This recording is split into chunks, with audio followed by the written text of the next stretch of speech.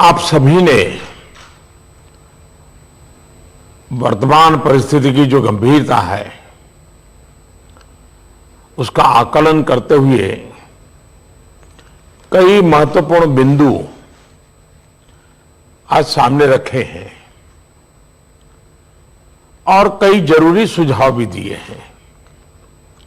और बहुत स्वाभाविक था कि जहां पर मृत्यु दर ज्यादा है, जहां पर कोरोना का स्प्रेड तेज हो रहा है, उन राज्यों से विशेष रूप से चर्चा की गई है।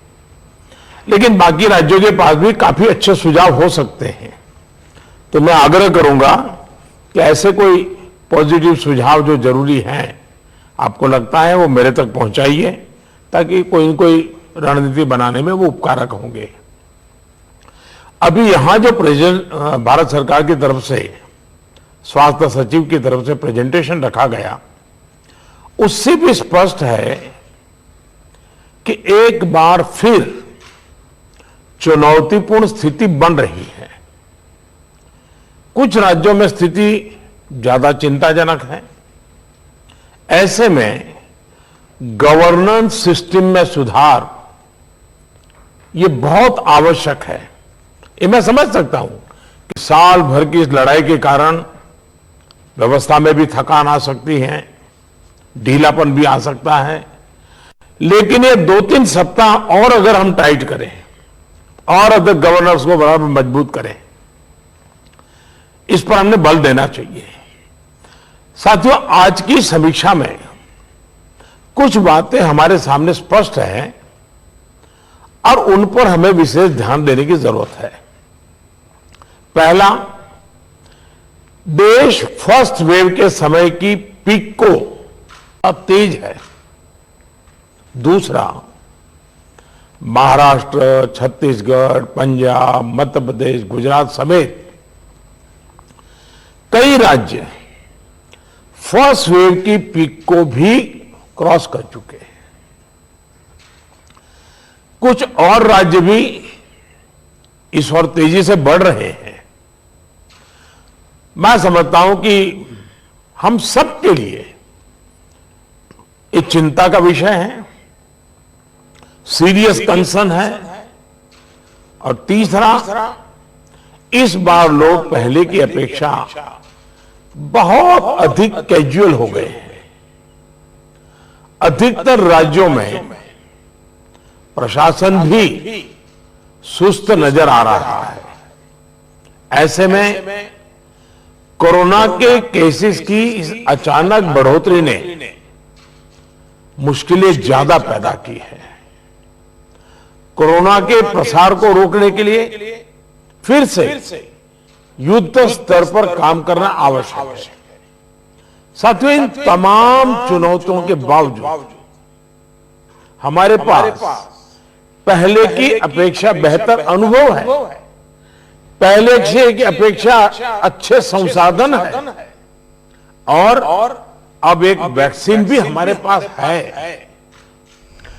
जन भागीदारी के साथ साथ हमारे परिश्रमी डॉक्टर्स और health workers, health care staff ने स्थिति को संभालने में बहुत मदद की है और आज भी कर रहे हैं। आप सभी में अपने पहले के अनुभवों का प्रभावी ढंग से उपयोग अपेक्षित है। अब आप कल्पना कीजिए कि गत वर्ष इन दिनों में हमारे हाल क्या थे। हमारे पास टेस्टिंग लैब नहीं थे, इवन मास्क कहां से मिलेगा ये भी एक चिंता का विषय था, पीपीई किट नहीं था। और उस समय हमारे लिए बचने का एकमात्र साधन बचा था लॉकडाउन, ताकि हम व्यवस्थाओं को एकदम से जितना तेजी से बढ़ा सके और वो हमारी स्ट्रेटेजी काम आई। हम व्यवस्थाओं को बना सके, संसाधन खड़े कर पाए, हमारी अपनी कैपेबिलिटी बढ़ाई, दुनिया से जहां से प्राप्त कर सकते कर पाए और लॉकडाउन के समय का हमने उपयोग किया। लेकिन आज जो स्थिति है, आज जब हमारे पास सब संसाधन है, तो हमारा बल, और ये हमारे गवर्नेंस की कसौटी है, हमारा बल माइक्रो कंटेनमेंट जोन पर होना चाहिए। छोटे छोटे कंटेनमेंट जोन पे सबसे ज्यादा होना चाहिए। जहां पर रात्रि कर्फ्यू का प्रयोग हो रहा है, वहां मेरा आग्रह है कि उसके लिए शब्द प्रयोग हमेशा करें, कोरोना कर्फ्यू, ताकि कोरोना के प्रति एक सजगता बनी रहे। कुछ लोग ये इंटेलेक्चुअल डिबेट करते हैं कि क्या कोरोना रात को जाता है। हकीकत में दुनिया ने भी ये रात्रि कर्फ्यू के प्रयोग को स्वीकार किया है, क्योंकि हर व्यक्ति को कर्फ्यू समय होता है तो याद आता है कि हां, मैं कोरोना काल में जी रहा हूं, और बाकी जीवन व्यवस्थाओं को कम से कम प्रभाव होता है। हां, अच्छा होगा कि हम कोरोना कर्फ्यू रात को 9 बजे शुरू करें या रात को 10 बजे शुरू करें और सुबह 5-6 बजे तक चलाएं, ताकि बाकी व्यवस्थाओं को प्रभाव ज्यादा न हो। और इसलिए उसको कोरोना कर्फ्यू के नाम से ही प्रचलित करें। और कोरोना कर्फ्यू एक प्रकार से लोगों को एजुकेट करने के लिए काम आ रहा है, अवेयरनेस के लिए काम आ रहा है, तो हमने इसके तरफ ध्यान देने के। लेकिन मैंने पहले कहा, अब हमारे पास व्यवस्था इतनी हो चुकी है, माइक्रो कंटेनमेंट जोन, उसी पर बल दीजिए, आपको अच्छे परिणाम मिलेंगे। हां, उसमें जरा सरकार को थोड़ी मेहनत ज्यादा पड़ती है, गवर्नेंस को टाइट रखना पड़ता है, हर चीज को माइन्यूटली ऑब्जर्व करना पड़ता है, लेकिन ये मेहनत रंग लाएगी, ये मुझ पर विश्वास कीजिए। दूसरी बात है, हमने पिछली बार कोविड का आंकड़ा 10 लाख एक्टिव केसेस से 1.25 लाख तक नीचे लाकर दिखा दिया था। ये जिस रणनीति पर चलते हुए संभव हुआ, वो आज भी उतने ही सटीक है। और मजा देखिए, उस समय सफलता हम ही लोगों ने पाई थी, तब संसाधन भी कम थे। आज तो संसाधन ज्यादा है और अनुभव भी ज्यादा है, और इसलिए हम इस पीक को बहुत तेजी से नीचे ला सकते हैं, पीक को ऊपर जाते रोक भी सकते हैं। और अनुभव कहता है कि test, track, treat, Covid appropriate behaviour और कोविड मैनेजमेंट, इन्हीं चीजों पर हमें बल देना है। और आप देखिए, अब एक विषय ऐसा आया है, मैं आप सभी मुख्यमंत्रियों से आग्रह करता हूं कि आप अपने राज्य की मशीनरी के द्वारा थोड़ा अगर एनालिसिस करें, सर्वे करें, और एक सवाल का जवाब हमें मिल सकता है क्या, मैं इसको सवाल के रूप में कह रहा हूं। होता क्या है कि इन दिनों कोरोना में, ये थोड़ा वेरिफिकेशन का विषय है, लेकिन आप ही उसको राज्य में करवा सकते हैं। पहले कोरोना के समय क्या होता था, हल्के फुल्के सिम्टम्स में लोग डर जाते थे तो तुरंत एक्शन लेते थे। दूसरा, इन दिनों बहुत पेशेंट असिम्टोमेटिक है और उसके कारण उनको लगता है तो ऐसे ही थोड़ा जुकाम हो गया, ऐसा हो गया, कभी कभी तो वो भी नजर नहीं आता, और उसके कारण वो परिवार में पहले की तरह ही जिंदगी जीते हैं और परिणाम स्वरूप पूरा परिवार लपेट जाता है और फिर इंटेंसिटी बढ़ती है। तब हमारे ध्यान आता है, जो आज परिवार जो इसमें लपेट में आ रहे हैं, उसका मूल कारण है शुरुआत एसिम्टोमेटिक से होती है और केयरलेस होती है। उसका उपाय क्या है? उसका उपाय है प्रोएक्टिव टेस्टिंग। हम जितना ज्यादा टेस्टिंग करेंगे तो एसिम्टोमेटिक जो पेशेंट होगा वो भी ध्यान में आ जाएगा, तो परिवार में होम क्वारंटाइन वगैरह ढंग से कर लेगा। वो परिवार के साथ जैसे नॉर्मल जिंदगी जीता है वो नहीं जिएगा, और इसलिए पूरा परिवार जो आज सब लपेट में आ जाता है उसको हम बचा सकते हैं। और इसलिए हम अभी चर्चा जितनी वैक्सीन की करते हैं उससे ज्यादा चर्चा हमें टेस्टिंग की करने की जरूरत है, बल टेस्टिंग पर देने की जरूरत है। और हमने सामने से टेस्टिंग के लिए जाना है, उसको तकलीफ हो और फिर टेस्टिंग करने के लिए आए और फिर उसको पॉजिटिव नेगेटिव मिल जाए, और वो मैं समझता हूं क्रम हमारे लिए थोड़ा बदलना पड़ेगा। हमारे पास वायरस को कंटेन करने के लिए एक अहम तरीका है कि हम ह्यूमन होस्ट को कंटेन करें, मैंने पहले भी कहा था, ये कोरोना एक ऐसी चीज है कि जब तक आप उसको लेकर के नहीं आओगे घर में नहीं आता है। और इसलिए ह्यूमन सोर्स जो है हर एक को हमने जागरूक करना पड़ेगा, उसने नियमों का पालन करना होगा, ये बहुत आवश्यक है। और निश्चित तौर पर इसमें टेस्टिंग और ट्रैकिंग की बहुत बड़ी भूमिका है। हम टेस्टिंग को लाइट न लें। टेस्टिंग को हमें हर राज्य में इतना बढ़ाना होगा कि पॉजिटिव रेट कैसे भी करके 5% के नीचे ला करके रख जाए। और आपको याद होगा, शुरू में जब कोरोना की खबरें आने लगी तो हमारे यहाँ कंपटीशन होने लगी। वो राज्य तो निकम्मा है, वहाँ बहुत बढ़ गया, फलाना राज्य बहुत अच्छा कर रहा है, राज्यों की आलोचना करना बड़ा फैशन हो गई थी। तो पहली मीटिंग में मैंने आप सबसे कहा था कि संख्या बढ़ने से आप जरा भी चिंता मत कीजिए, उसके कारण आपका परफॉर्मेंस बुरा है, प्रेशर में मत रहिए, आप टेस्टिंग पर बल दीजिए। और वो बात मैं आज भी कह रहा हूं, संख्या ज्यादा है इसलिए आप गलत कर रहे हैं, ये सोचने की जरूरत नहीं है।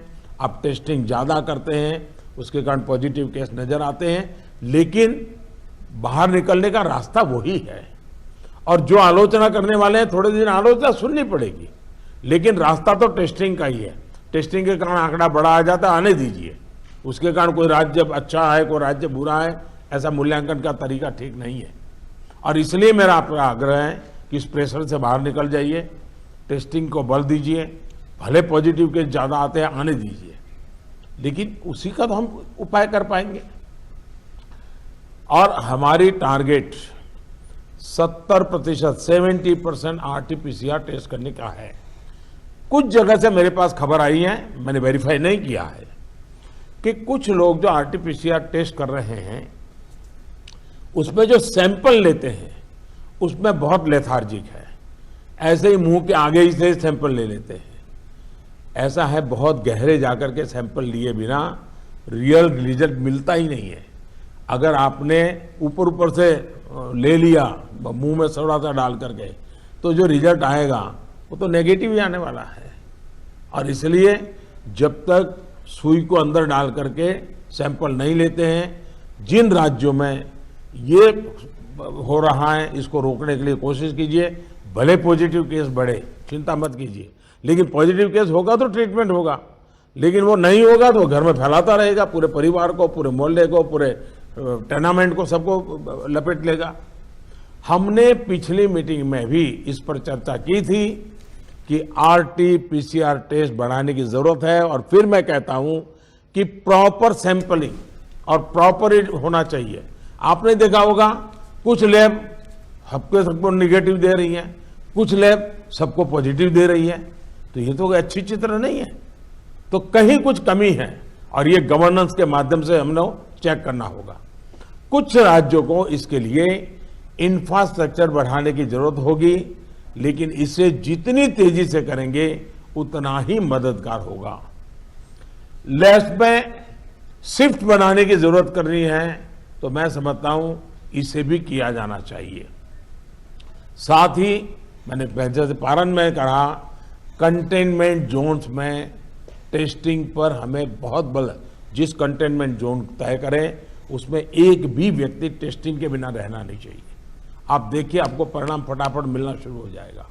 साथियों, जहां तक ट्रैकिंग का प्रश्न है, प्रशासनिक स्तर पर हर इन्फेक्शन के हर कॉन्टैक्ट को ट्रैक करना, टेस्ट करना और कंटेन करना, इनमें बहुत तेजी की जरूरत है। 72 आवर्स में कम से कम 30 कॉन्टैक्ट ट्रेसिंग से हमारा टारगेट कम नहीं होना चाहिए। एक व्यक्ति का खबर आया तो उसके 30 संबंधित लोगों जो भी मिले हैं उसको हमने करना ही पड़ेगा। कंटेनमेंट जोन की भी सीमाएं स्पष्ट होनी चाहिए, वेग नहीं होना चाहिए। पूरे के मोहल्ले, इलाके के इलाके, ऐसा मत करो। अगर 2 फ्लैट हैं, एक इमारत में 6 मंजिला है, तो फिर उतनों को ही करो। बगल का टावर है उसको बाद में देखो। अदरवाइज क्या होगा कि हम सब के सब सरल मार्ग यही है कि मेहनत कम पड़ती है, ये कर दो, उस दिशा में मत जाइए। आप सब इस दिशा में सक्रिय हैं, बस हमारी सतर्कता में कोई कमी नहीं आनी चाहिए, यही मेरा आग्रह रहेगा। हमें ये सुनिश्चित करना है कि कोविड फटीग के चलते जमीन तक जाते जाते प्रयासों में सुस्ती किसी भी प्रकार से नहीं आने देनी है। कई राज्यों में कॉन्टैक्ट ट्रेसिंग को पीरियोडिकली क्रॉस चेक करने के लिए भी टीम्स बनाकर काम किया है, इसके अच्छे नतीजे मिले हैं। हम सबको ये भी अनुभव है कि जहां कंटेनमेंट जोन में हेल्थ मिनिस्ट्री की एसओपीज का, और मैं मानता हूं ये एसओपी बड़े अनुभव से तैयार हुई है और समय समय पर उसको अपग्रेड किया गया है, उस एसओपी का प्रभावी पालन हो रहा है, वहां बहुत अच्छी सफलता मिल रही है। इसलिए मेरा ये सुझाव जरूर होगा कि इस और विशेष ध्यान दिया जाए। साथियों, हमने चर्चाओं के दौरान अभी मोर्टालिटी रेट पर चिंता जताई। ये कम से कम रहे, इन पर भी हमें बहुत जोर देना है। और उसका मूल कारण यही है कि वो रूटीन लाइफ जीता है, मामूली बीमारी ऐसा मान लेता है, पूरे परिवार में फैला देता है और फिर एक स्थिति बिगड़ने के बाद अस्पताल तक आता है, फिर टेस्टिंग होता है और तब चीजें हमारे हाथ से निकल जाती है। हमारे पास हर हॉस्पिटल में डेथ एनालिसिस की जानकारी होनी चाहिए। किस स्टेज में बीमारी का पता चला, कब एडमिशन हुआ, मरीज को कौन कौन सी बीमारियां थी, मृत्यु के पीछे अन्य क्या फैक्टर्स रहे, ये डाटा जितना कॉम्प्रिहेंसिव होगा हमें उतने ही जीवन बचाने में बहुत आसानी होगी। साथियों, मैं आपकी भी जानकारी में है कि एम्स दिल्ली हर मंगलवार और शुक्रवार को इस विषय पर वेबिनार आयोजित करते हैं और देश भर के डॉक्टर्स उनसे जुड़ते हैं। ये लगातार होते रहना चाहिए। सभी राज्यों के अस्पताल इनसे जुड़ते रहें। जो नेशनल क्लिनिकल मैनेजमेंट प्रोटोकॉल चल रहा है उनकी जानकारी सबको रहे, ये भी जरूरी है। और ये लगातार कम्युनिकेशन की व्यवस्था है। जो मेडिकल फैकल्टी के लोग हैं उनको उन्हीं की भाषा में उन्हीं को लोग समझाएं, इसका प्रबंध है, इसका लाभ लेना चाहिए। इसी तरह एम्बुलेंसेस, वेंटिलेटर्स और ऑक्सीजन अवेलेबिलिटी की भी लगातार समीक्षा आवश्यक है। अभी तक जब पिछली बार हम पीक में थे, आज भी देश में उतना ऑक्सीजन का उपयोग नहीं हो रहा है और इसलिए एक बार एनालिसिस कर लें हम चीज़ों का, रिपोर्ट को जरा वेरीफाई कर लें हम। साथियों, एक दिन में हम 40 लाख वैक्सीनेशन के आंकड़े को भी पार कर चुके हैं। वैक्सीनेशन पर कई महत्वपूर्ण बिंदु इस चर्चा में हमारे सामने आए हैं। देखिए, वैक्सीनेशन में भी आपके अधिकारियों को लगाइए, दुनिया भर के समृद्ध से समृद्ध देश जिसके पास सब सुविधाएं उपलब्ध है, उन्होंने भी वैक्सीनेशन के लिए जो क्राइटेरिया तय किए हैं, भारत उनसे अलग नहीं है। आप जरा स्टडी तो कीजिए, आप पढ़े लिखे लोग आपके पास है, जरा देखिए तो सही। और नए वैक्सीन डेवलपमेंट के लिए जितना भी कोशिश हो रही है, मैक्सिमम वैक्सीनेशन और मैन्युफैक्चरिंग कैपेसिटी है, उसके लिए भी काम हो रहा है। और वैक्सीन के डेवलपमेंट से लेकर स्टॉक और वेस्टेज जैसे जरूरी बिंदुओं पर भी चर्चा हुई है। ये बात सही है। आपको मालूम है कि भी इतनी वैक्सीन बन पाती है। अभी ऐसा तो नहीं है कि इतने बड़े बड़े फैक्ट्रियां कोई रातों रात लग जाती हैं। जो हमारे पास अवेलेबल है उसके हमें प्रायोरिटाइज करना पड़ेगा। किसी एक राज्य में सारा माल रख करके हमें परिणाम मिल जाएगा, ये सोच ठीक नहीं है। हमें पूरे देश को ख्याल करके ही उसको मैनेजमेंट करना पड़ेगा। कोविड मैनेजमेंट का एक बहुत बड़ा पार्ट वैक्सीन वेस्टेज ये रोकना भी है। साथियों, वैक्सीन को लेकर राज्य सरकारों की सलाह, सुझाव और सहमति ने से ही देशव्यापी रणनीति बनी है। मेरा आप सभी से आग्रह होगा कि हाई फोकस्ड डिस्ट्रिक्शन जो हैं उनमें 45 साल के ऊपर 100% वैक्सीन के लिए लगातार प्रयास कीजिए। एक बार एक तो अचीव करके देखिए। मैं एक सुझाव देता हूं, क्योंकि ये कभी कभी वातावरण बदलने के लिए चीजें बहुत काम आती हैं। 11 अप्रैल ज्योतिबा फुले जी की जन्म जयंती है और 14 अप्रैल बाबा साहब आंबेडकर जी की जन्म जयंती है। क्या हम 11 अप्रैल से 14 अप्रैल पूरे अपने राज्य में टीका उत्सव मना सकते हैं? एक पूरा वातावरण क्रिएट कर सकते हैं टीका उत्सव का। एक विशेष अभियान चलाकर हम ज्यादा से ज्यादा एलिजिबल लोगों को वैक्सीनेट करें। जीरो वेस्टेज तय करें हम। 3-4 दिन जो है टीका उत्सव में जीरो वेस्टेज होगा। वो भी हमारी वैक्सीनेशन कैपेसिटी को बढ़ा देगा। हमारी वैक्सीनेशन कैपेसिटी का ऑप्टिमम यूटिलाइजेशन ये हम लोग करें। और इसके लिए अब हमें यदि वैक्सीनेशन केंद्रों की संख्या बढ़ानी है तो उसको भी बढ़ाएं। पहले एक बार देखें कि हम 11 से 14 अप्रैल किस प्रकार से चीजों को मोबिलाइज कर सकते हैं। एक अचीवमेंट का सेटिस्फैक्शन मिलेगा, वातावरण बदलने में बहुत काम आएगा। और मैं भारत सरकार को भी मैंने कहा हुआ है कि जितनी मात्रा में हम वैक्सीनेशन पहुंचा सकते हैं पहुंचाने का प्रयास करें। हमारा प्रयास यही होना चाहिए कि इस टीका उत्सव में हम ज्यादा से ज्यादा लोगों को वैक्सीनेट करें, और वो भी एलिजिबल वर्ग को।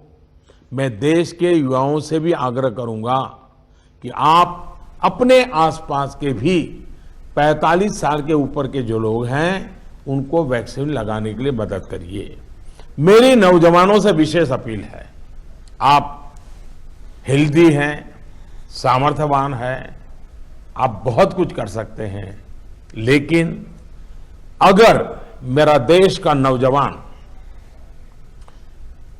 कोरोना के जो एसओपीज हैं, जो प्रोटोकॉल्स हैं, डिस्टेंस मेंटेन करने वाली बात है, मास्क पहनने वाली बात है, अगर मेरा देश का नौजवान इसको लीड करेगा तो कोरोना की कोई ताकत नहीं है कि मेरे नौजवान तक पहुंच जाए। हम पहले इस प्रिकॉशन को नौजवानों पर बल दें।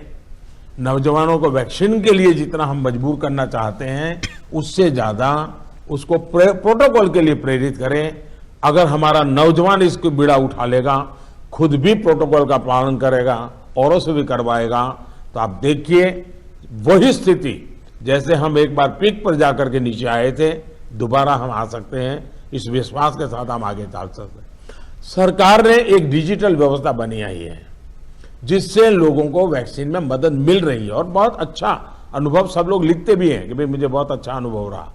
लेकिन इस डिजिटल व्यवस्था से जुड़ने में जैसे भी परेशानी आ रही है, जैसे गरीब परिवार हैं उनके लिए टेक्नोलॉजी का समझ नहीं है, मैं नौजवानों से कहूंगा ऐसे परिवारों को मदद करने के लिए आप आगे आइए। हमारे एनसीसी हो, हमारे एनएसएस हो, ये हमारे राज्य के जो सरकार की व्यवस्थाएं हैं उनको हम काम में लगाएं ताकि लोगों को थोड़ी मदद मिले। हमने इसकी चिंता करनी चाहिए। शहरों में एक बहुत बड़ा वर्ग है जो गरीब है, बुजुर्ग है, झुग्गी झोपड़ी में रहता है, उन तक ये बातें पहुंचाएं, उनको हम वैक्सीनेशन के लिए ले जाएं। ये हमारे वॉलेंटियर्स को, सिविल सोसाइटी को, हमारे नौजवानों को हमारी सरकारें मोबिलाइज करें और उन्हें प्राथमिकता के आधार पर हम वैक्सीन लगवाना अगर हमारा प्रयास रहेगा तो हमें एक पुण्य का काम का संतोष मिलेगा और हमें उनकी चिंता जरूर करनी चाहिए। वैक्सीनेशन के साथ साथ हमें ये भी ध्यान रखना है कि वैक्सीन लगवाने के बाद भी लापरवाही न बरते। सबसे बड़ी संकट ये हो गया है कि भाई अब मुझे कुछ होगा ही नहीं। देवन से मैं कह रहा हूं, दवाई भी और कड़ाई भी। हमें लोगों को ये बार बार बताना होगा कि वैक्सीन लगने के बाद भी मास्क वगैरह जो प्रोटोकॉल्स है उसका पालन और अनिवार्य है। इंडिविजुअल लेवल पर लोगों में मास्क और सावधानी को लेकर जो लापरवाही आई है उसके लिए फिर से जागरूकता जरूरी है। जागरूकता के इस अभियान में हमें एक बार फिर समाज के प्रभावी व्यक्तियों, सामाजिक संगठनों, सेलिब्रिटीज, ओपिनियन मेकर्स अपने साथ जोड़ना होगा। और इसके लिए मेरा आग्रह है कि गवर्नर नाम की जो अपने यहाँ इंस्टीट्यूट है उसका भी भरपूर उपयोग किया जाए। क्या गवर्नर साहब के नेतृत्व में, मुख्यमंत्री जी के मार्गदर्शन में ऑल पार्टी मीटिंग राज्य तो सबसे पहले कर लें और ऑल पार्टी मीटिंग करके एक एक्शनेबल पॉइंट तय करें। फिर मेरा आग्रह है कि गवर्नर साहब और मुख्यमंत्री मिलकर के जितने भी इलेक्टेड लोग हैं उनका वर्चुअल वेबिनार करें। पहले अर्बन बॉडीज का करें, फिर रूरल बॉडीज का करें, जितने लोग चुन करके आए हैं उनसे करें और उनके सामने सभी आपके असेंबली में जो जीत करके लोग आए हैं उसके जो फ्लोर लीडर हैं सब संबोधित करें। तो एक पॉजिटिव मैसेज अपने आप शुरू हो जाएगा कि भाई इसमें राजनीति नहीं करनी है, सबने मिल करके करना है। तो मैं समझता हूँ एक तो ये प्रयास करना चाहिए। दूसरा, गवर्नर साहब के नेतृत्व में, क्योंकि मुख्यमंत्री के पास बहुत काम रहते हैं, लेकिन गवर्नर साहब के नेतृत्व में एक आध समिट, बड़ा वेबिनार भी किया जाए और जो शहर हो वहाँ पर लोकल हो तो सभी धार्मिक नेताओं को बुला करके एक समिट हो जाए और बाकी लोगों को वर्चुअल जोड़ा जाए। जो सिविल सोसाइटी के लोग हैं एक आध समिट उनका कर लिया जाए। जो सेलिब्रिटीज हैं, लेखक हैं, कलाकार हैं, खिलाड़ी हैं, उनको एक बार कर लिया जाए। मैं समझता हूं कि ये गवर्नर के माध्यम से इस प्रकार के लगातार भिन्न भिन्न समाजों के लोगों को जोड़ने का एक मूवमेंट चलाया जाए। और यही बात कि भाई आप इन प्रोटोकॉल का फॉलो कीजिए, टेस्टिंग पर बल दीजिए। हमारा क्या हुआ है, हम एकदम टेस्टिंग भूल करके वैक्सीन पर चले गए। वैक्सीन जैसे जैसे प्रोडक्ट होगी, जैसे जैसे पहुंचेगी। हमने लड़ाई जीती थी बिना वैक्सीन को। वैक्सीन आएगी कि नहीं आएगी वो भी भरोसा नहीं था, तब हम लड़ाई जीते हैं। तो आज हमें इस प्रकार से भयभीत होने की कोई जरूरत नहीं है, लोगों को भयभीत होने नहीं देना है। अगर हम जिस तरीके से लड़ाई को लड़े थे उसी तरीके से लड़ाई को जीत सकते हैं। और जैसा मैंने कहा, पूरे परिवार लेपट में आ रहे हैं, उसका मूल कारण जो मुझे नजर आता है, फिर भी आप लोग इसको वेरीफाई कीजिए। मैं क्लेम नहीं कर रहा हूं किसी चीज का, मैं सिर्फ अपना ध्यान आकर्षित करता हूं कि एसिम्प्टोमेटिक कारणों से शुरू में परिवार में ये फैल जाता है, फिर अचानक परिवार में जो पहले से बीमार व्यक्ति है या कुछ करने वाला है वो एकदम से नए संकट में आ जाता है, फिर पूरा परिवार संकट में आ जाता है। और इसलिए मेरा आग्रह है, प्रोएक्टिवली हमने टेस्टिंग पर बल देना होगा। हमारे पास व्यवस्थाएं हैं, हिंदुस्तान के हर जिले में लैब बन चुकी हैं। एक लैब से शुरू किया था हमने, आज हर जिले में लैब पहुंच गई है। और हम इस चीज़ को बल ना दे तो कैसे होगा। इसलिए मेरा आग्रह है, जहां तक राजनीति करना न करने का सवाल है, मैं तो डे वन से देख रहा हूं, भांति भांति के बयानों को झेल रहा हूं, लेकिन मैं कभी मुंह खोलता नहीं हूं, क्योंकि मैं मानता हूं ये हिंदुस्तान के लोगों की सेवा करना पवित्र हमारा जिम्मेवारी है। हमें ईश्वर ने इस समय ये कठिन परिस्थिति में सेवा करने का जिम्मा दिया है, हमने इसको निभाना है। जो राजनीति करना चाहते हैं वो कर ही रहे हैं, उनके लिए मुझे कुछ कहना नहीं है, लेकिन हम सभी मुख्यमंत्री अपने राज्य के सभी दलों को बुला करके, सभी प्रकार के लोगों को साथ रख करके अपने राज्य में स्थिति को बदलने के लिए आगे आएंगे। मुझे पक्का विश्वास है इस संकट को भी हम देखते ही देखते पार करके निकल जाएंगे। फिर एक बार मेरा यही मंत्र है, दवाई भी और कड़ाई भी। ये इस विषय में कोई कॉम्प्रोमाइज मत कीजिए जी। मैंने पिछली बार भी कहा था कि आपको जुकाम की दवा ले ली और बार बारिश आ रही, आप कहें मैं छाते का उपयोग नहीं करूंगा, ये नहीं चल सकता है। आपको अगर जुकाम हुआ है, दवाई ली है, ठीक हुए, तो भी अगर बारिश आ रही है तो आपको छाता रखना ही पड़ेगा, रेनकोट पहनना ही पड़ेगा।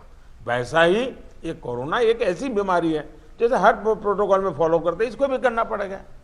और मैं ये कहूँगा कि जैसे हमने पिछली बार कोरोना को नियंत्रित किया था, वैसे ही हम इस बार भी कर लेंगे। मेरा पक्का विश्वास है और मेरा आप पर भरोसा है। आप अगर इनिशिएटिव लेंगे, चिंता करेंगे और फोकस टेस्टिंग पे कीजिए, वैक्सीनेशन की व्यवस्था एक लंबे कालखंड के लिए है, जो निरंतर चलानी होगी, वो चलाते रहेंगे। आज बल हम इस पर दें और जो एक टीका उत्सव एक ब्रेक थ्रू करने के लिए तय किया है, उस टीका उत्सव पर हम एक नई सफलता प्राप्त करें। एक नया विश्वास पैदा करने के लिए एक छोटा सा अवसर काम आ सकता है। मैं फिर एक बार आपके सुझावों की प्रतीक्षा करूंगा। बहुत बहुत धन्यवाद।